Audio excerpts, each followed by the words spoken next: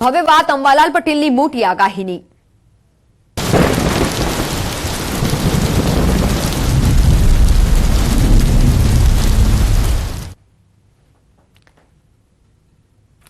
તો ગુજરાતના ખેડૂતો માટે મહત્વના સમાચાર છે। આમ તો છેલ્લા અઠવાડિયાથી વરસાદી માહોલમાં આજથી બ્રેક લાગી શકે છે, પરંતુ આગાહીકાર અંબાલાલ પટેલે સપ્ટેમ્બર મહિના માટે મોટી આગાહી વ્યક્ત કરી છે। અંબાલાલ પટેલની આ મોટી આગાહી ભૂલ ન કરતા, કારણ કે હજુ નથી ચોમાસું ગયું, હજુ પણ વરસાદ આવી શકે છે। અંબાલાલ પટેલે આ મોટી આગાહી વ્યક્ત કરી છે।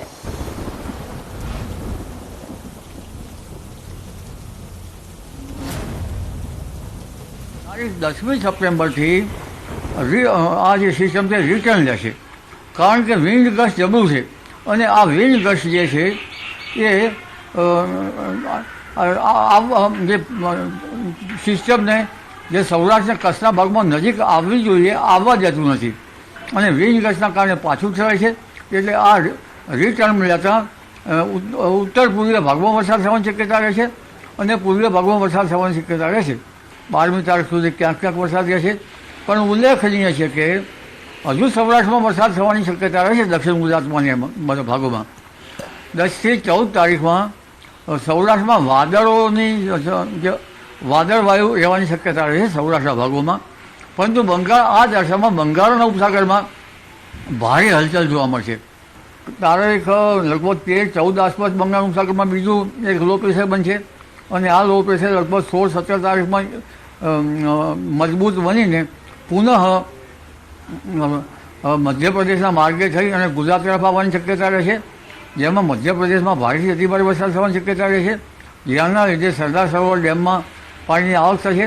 પણ આ સિસ્ટમના કારણે સૌરાષ્ટ્રના ભાગોમાં પણ વરસાદ થવાની શક્યતા રહેશે।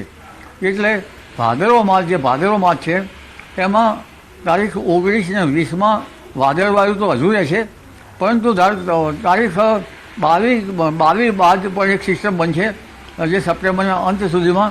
એટલે આ સિસ્ટમ જે છે એ લગભગ 18-19-20માં તો વરસાદ લાવશે, પણ 21, 22 અને 23માં આ તારીખોમાં મુંબઈ મહારાષ્ટ્રના ભાગોમાં વરસાદ થવાની શક્યતા રહેશે, જેની અસરના કારણે દક્ષિણ ગુજરાતમાં વરસાદ થવાની શક્યતા રહેશે।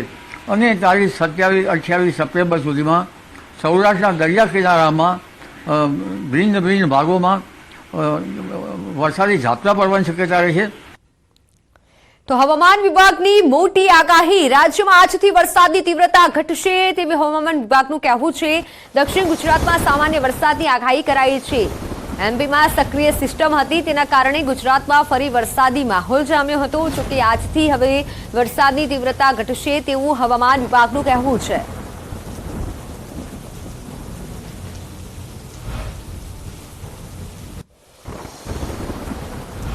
अभी एज इफ नाउ जो सिस्टम है, अभी जो जिससे हमें रेन मिल रहा है वो सेंट्रल पार्ट ऑफ एमपी में जो है लाइज ओवर है, जिसकी वजह से और साथ ही साथ जो WD की पोजीशन है वो 71 degree longitude and 30 degree latitude पे बना हुआ है, जिसकी वजह से जो है हमें थंडरस्टॉर्म देखने को मिल सकता है। साथ ही साथ इस सिस्टम की वजह से ही जो है अगले 24 घंटों में हमें और रेन मिलने की संभावना है।